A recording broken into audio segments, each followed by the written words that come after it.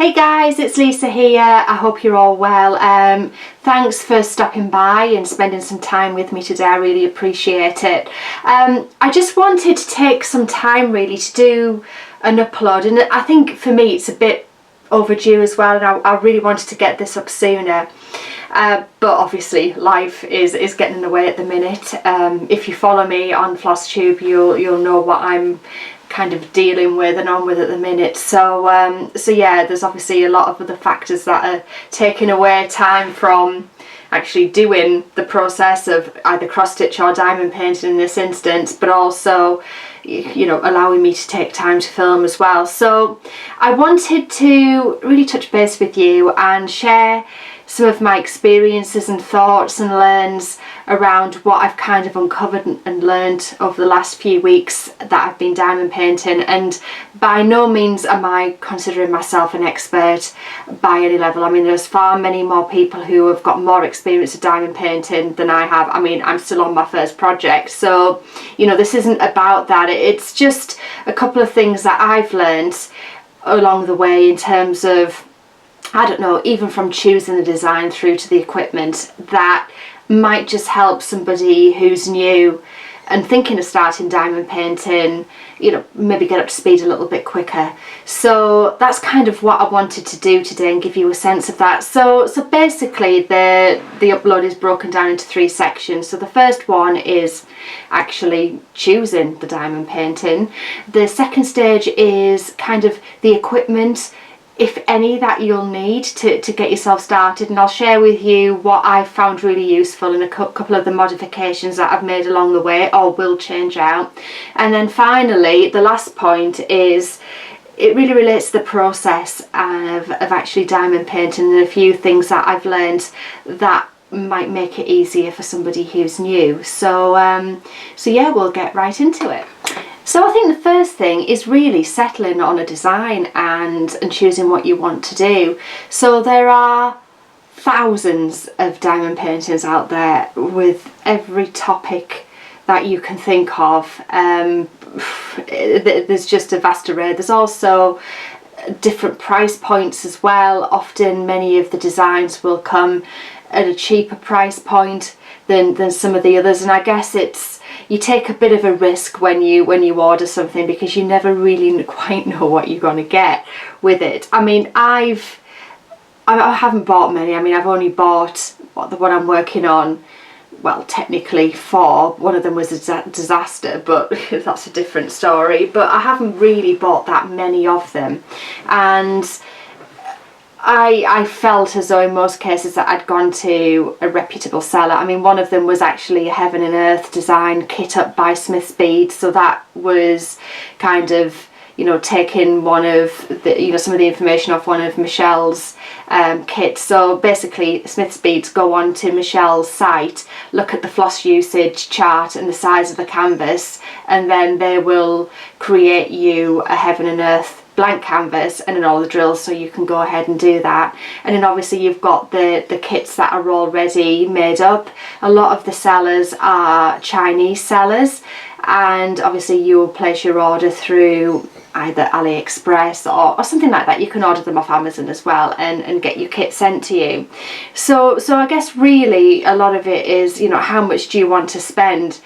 Sometimes it's not a case either that if you spend more money on a kit that it will be better than a cheaper version of it as well. So there's that to consider. But I think, you know, I've got the feel of a really good seller on AliExpress. They're a company called Zuya. I've done a couple of their kit unboxings and I like the way that they package their kit. I have had a really bad experience with another Chinese wholesale seller called DH Gate, with a seller called Meet Sunshine, and I did a previous like kit unboxing of that, which was horrendous. I will do a follow-up video on that as well, because I feel as though it's important that you guys get a feel for that. And as I said, there's lots of sellers on Amazon as well that do these diamond painting kits as well. So really, I guess it's just a choice of, you know, you kind of throw caution to the wind. There are a lot of kit opening unboxings on YouTube, so if you want to get some feedback on some of the other sellers. I mean, obviously I've done a couple on Zuya, there's Huacan, lots of other different companies, so you can just, you know, click search on YouTube and then there'll be some kind of reviews of kits and unboxings, so you can get a feel of the setup really. So in terms of choosing, there's just so many, and you know, you can spend hours browsing through and finding something that you want to see. One of the other things as well is making sure that if you want to do a full coverage piece, that you order something that is full diamonds, or it says full drill, because there are many partials out there, and I know that I haven't fallen into that trap yet, but many have, where they've ordered a really great design and actually there's like minimal drills on it. Say, I don't know, it could be like Euro Disney, and then you've got kind of all the Disney castle, so you've got all of the background of the Disney castle and then the Disney castle in front of it, but the background will just be like a printed image, and all you'll drill or diamond paint is the castle in the front. And it's, you know, a few people have said, well, had I known that, I wouldn't have bought the kit, because I really wanted something that, you know, was a bit more involved and involved more drills. So I would say just make sure that you do pick something that does say full drill on it, if that's what you're wanting. The other thing is the round versus the square drills. Now, I haven't ordered any round diamond kits at all, so basically what that means is, rather than like a square drill or a square diamond, so to speak, you would get a round one, and then the process is exactly the same, but I think the square ones look more like a cross stitch design to me, which is why I've always gone with the square drills or square diamonds or beads or whatever you want to refer them to, because it looks much more like what a cross stitch would do. There are some people who would say you get more detail come through a square one. I don't know, because I don't have any experience of the round, but I guess that's another consideration for you to make, and it depends what look you want really, because when they print the canvases for the round drills, there's just colour behind where the drill would sit, so I guess if you're looking at it from a distance you probably wouldn't even really notice. But you know, for me, I've gone square because it looks like cross stitch. The other thing to think about as well is the size of the piece, because the bigger they are, the more detail you get. And I came across a really good image on one of the Chinese websites, and I'll put it in for you to have a look at, and what it's showing is what the design would look like at different kind of sizes. So I think there's a 20 by 20 on there, and what it would look like, and then through to a big size, and you can see how much more detail you would get on a larger size. So the pieces that I've been ordering, having done the smaller 30 by 30 that I've done of the Enchanted Rose, have been bigger, because although the Enchanted Rose looks okay, the level of detail that I personally like isn't there. But then I'm somebody who really likes to cross stitch heaven and earth designs and full coverage pieces, which are incredibly detailed. So I like that depth of detail. So I've tended to have gone as big as I can, so I can get as much detail in as possible, especially when you're diamond painting something with somebody's face in. You really want to be able to see that it is a face. So yeah, I think that photograph is particularly useful because it does show like the loss of detail as the sizes get smaller. So that is kind of what I've discovered from the point of view of choosing your diamond painting. I hope that's helpful.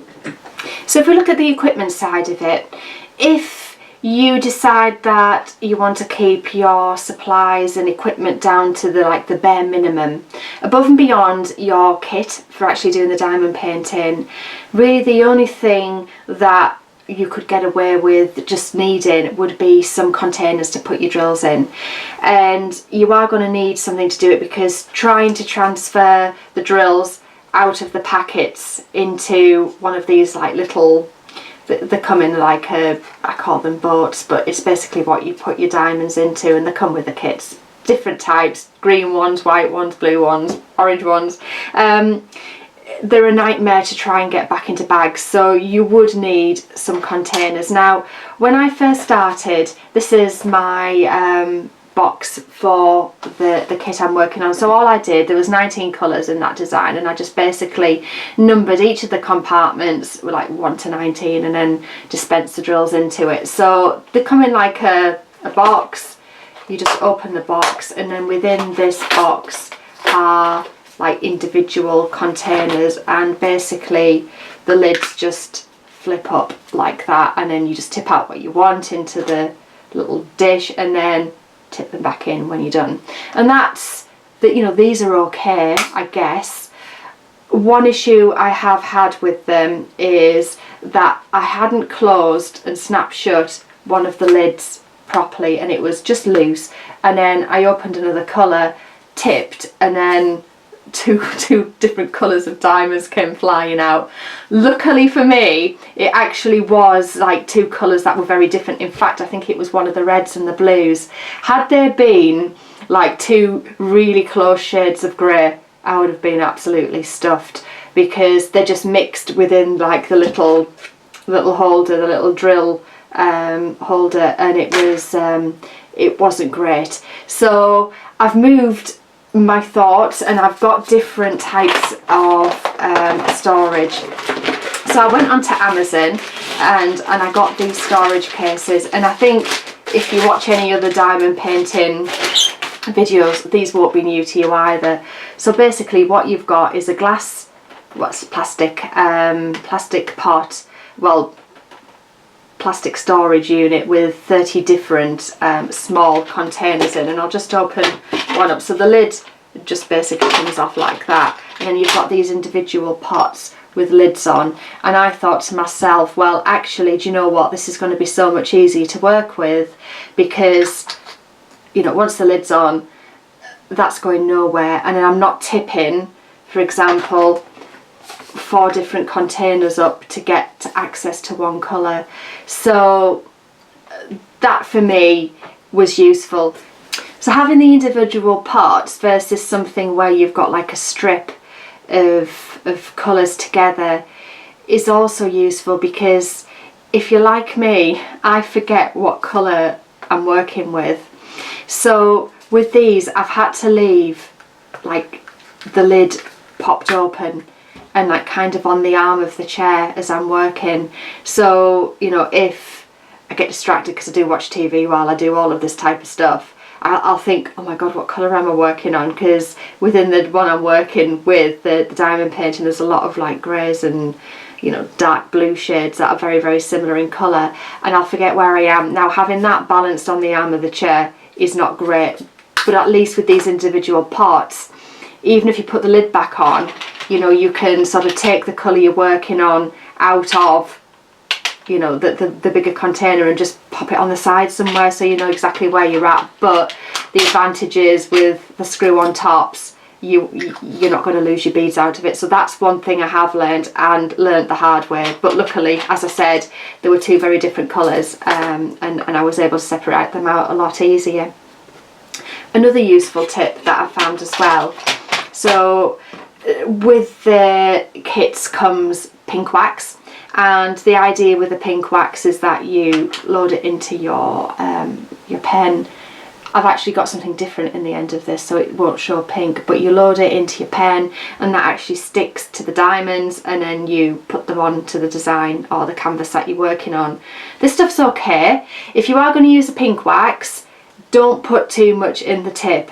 I had like the pink wax thinking that like the more I had, the better grip I would get on the drills. That's really not the case, and it just ends up leaving waxy deposits all over the drills that you then end up moving. They get stuck on the canvas and you're having to try to pick it off with either tweezers or your fingernails. So don't do that. So less is more when it comes to the wax, and really it doesn't have to be at the end of the pen either. You kind of want a bit of a delve in there. So this is okay, the wax is fine, and to be honest, for quite a long time I was using the wax and really not having that much of a problem with it once I'd realised you didn't need to like have loads of it stuck out the end of the pen, so it would get everywhere. But I did I did find an alternative. So it's called Blue Tack. It's made by Bostik. There are various other types of this thing. So basically, I use it to put up Christmas cards and stick it to the door in the winter, and it's just this like sticky putty stuff. So if you've never used it before, that's basically what it is. So that's what I've got in the end of my pen right now, and I'll just kind of zoom in for you. So it might focus on it. So rather than pink in there, I've got the Blue Tack. And what I found by using this is I'm not having to fill the pen with wax or reload with wax like anywhere near as often. Like I'll get, I don't know, 2 or 3 sit-ins, maybe more, out of like one pen with Blue Tack in the end of it. So I'm really finding that incredibly useful. So it's an alternative. You don't have to do it, but you know, I found that to be a great you know, alternative to the pink wax that comes with it. So this has been my setup so far, and I'll take you through this, I guess, in a bit of a nutshell. So I obviously, as you know, cross stitch, and this is a cross stitching frame that I work with. So this is a necessaire frame. By no means get this to do diamond painting, please don't, but I was just using something that I already had in order to get me started. To be fair, you can do this on a table, and above and beyond a container to store your drills in, you need absolutely nothing to do this with. I guess some of the things that I'll show you have just made my life that little bit easier through doing this. So all I did in order to create the setup was cut some foam board, which I'd got to finish some of my cross stitch pieces, and then literally prop that onto my frame arms, and it just sits like so. So that's kind of how I've been working. So there's nothing sort of complex about it, or you know, it is what it is. So you can see the design that I'm working on so far. So that's how far I've got. I'm about what, just under 3/4 of the way through, maybe 2/3. So to be fair, if I sat down and did that over a couple of nights, I'd get it finished. So I really do want to get this sorted so I can move on and start one of the larger designs. So I did invest in a light pad, which I have liked. Now I wear glasses, and then I use mag eyes as well to do my cross stitch and this, so anything that will help how it looks for me is really important. So sometimes I plug it in, and sometimes I attach the light to this battery pack here, and basically it just supplies this. So I'll just turn the light on for you. I will show you what this looks like close up in a moment, and then I just literally sit the pack kind of somewhere up there, and it will just charge it for me, and it's quite straightforward. So I do like the light pad for that purpose. So as a cross stitcher, I have like loads of little needle minders, and basically all you do is just attach these. There's a magnet on the back of it, and you attach your needle to it. So you'll put it over your cross stitch canvas, or through your, well, not through, but either side of your cross stitch canvas, and then you'll just put your needle on it, and it's obviously magnetized, and it stops your needle going walkabout basically. So obviously I have a number of those, being a cross stitcher, so I just use them to hold the paper that I'm working on out of the way, and then I'm just able to take that off and stick the sort of protective cover back onto the canvas as I'm working. But I quite like having the little needle minders on there as well for that purpose, so that's been useful. So kind of that's the equipment that I've worked with. I did buy a T-ruler so I could get my edges nice and neat. Never used it because in essence you don't need it. I will show you a technique that I've kind of picked up from others in terms of making sure that you can get your edges straight and things like that. So I'll show you that now, because I guess that's moving into the next section of process. So So I'm pretty much ready to get going. I've got a selection of drills here. So I'm going to be working on the symbol B at this point, and I've got my pen already. So it's waxed up. Well, actually it's not. It's blue tacked up. And I am ready to go and start putting some of these drills on. So I think one thing to consider is making sure that you select the nicest looking drills or diamonds out of the container. Now generally they give you, I don't know, it depends on the seller, sometimes 10-20% more than what you would need to finish the design, because some of the drills aren't as well formed as, you know, they could be. So I'm going to start placing these diamonds on. So I'm going to turn on my my kind of light mat, and I don't know whether you could see the difference that made. So if I turn it back off in terms of visibility, so, and then I'll switch it back on. So I like it full force basically, because anything that can help my eyes is good. So I'm going to start putting some of these drills on. Now you can see here on this section that I've already completed the kind of, I stagger them. Now they call this a checkerboard design, obviously because it looks like a checkerboard as you do it. So if I start placing the drills on, so what I'm going to do is just go in between those drills that are already on there. And because you do it like this, to be fair, as long as your diamonds or drills are placed relatively nicely, oops, let me take that one off, they don't have to be 100% bang on, because as you fill the gaps in with another diamond, it kind of straightens them all out, which is, I guess, an advantage of the square diamonds when you're placing them. So obviously it allows you to be a little bit faster, perhaps. I mean, I haven't done this for a little while, so I'm probably a little bit slower than I would normally be, but you know, it's not a race, is it? So this is how I tend to do the bigger sections of colour anyway, and it, I don't know, it just, I suppose maybe even passes it technically a little bit faster as well. I feel as though you get more coverage.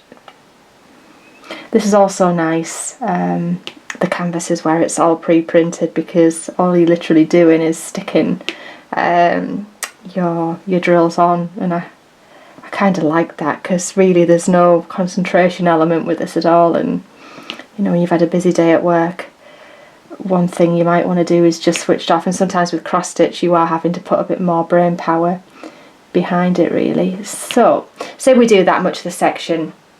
Now with a T ruler you'd kind of be trying to line them up, but the checkerboard design actually makes your edges pretty straight. Now I'm not saying you don't have to like consider where you put your diamonds, but you know, it does really help with that. And then I just kind of arrange them around and sort of push them and slot them together until I'm really happy or happier with the positioning of them, and then I just fill in the gaps. So that's basically checkerboarding, and you'll be able to see the diamonds like sort of push against each other, and sort of sometimes you hear them click into place as well, which is, you know, quite satisfying. But as I go, I'm just selecting the more square diamonds and the better shaped diamonds, and the ones without any flaws in them. Some do, they're not always formed perfectly. Just to put the nicest ones on really. As I said, most, there, do you hear that click? Nice. Most companies will give you a fair bit extra to work with. So really that is the checkerboard design, and really what that does is it just allows the drills to line up so much more nicely, and then I'll just sort of, as I go, really tuck them in and push them up against each other. But if you haven't tried this, do it. I mean, I didn't know whether I would like it, and I kind of felt as though I was being a bit of a traitor to cross stitch when I did it as well, but you know, it's just something a little bit different. I'll always love my cross stitch and I'll never stop doing it, but you know, there isn't any reason why you can't have multiple hobbies. I mean, I enjoy multiple crafts, as you know, so, you know, adding another one into the mix, it doesn't really matter. So this is my setup for now. One thing I am going to do moving forwards is get a drafting table, because there's no way, as you can imagine, that I'll be able to sort of work in this with this setup for like a 70 by 90 piece. It's just not going to be practical. I mean, I could do it, but it's going to be hard.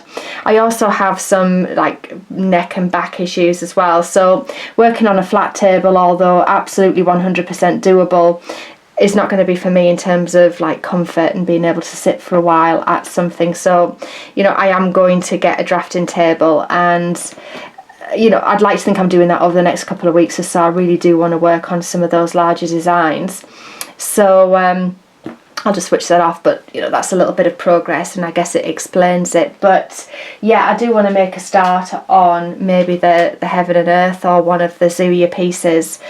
So yeah, I do want to get that drafting table set up, so I'll show you all of that as I go. But yeah, I mean, that's just some of the things I've learned early on. I mean, I hope this has been useful. As I said, I'm not an expert. This is just me, like, literally starting out, but you know, it's one of those things. It's not complicated, it's not rocket science, but if we can all sort of share some tips and tricks that will help each other through it, then that surely has to be a good thing. So you take care, guys, and I will catch up with you soon. See you soon. Bye bye.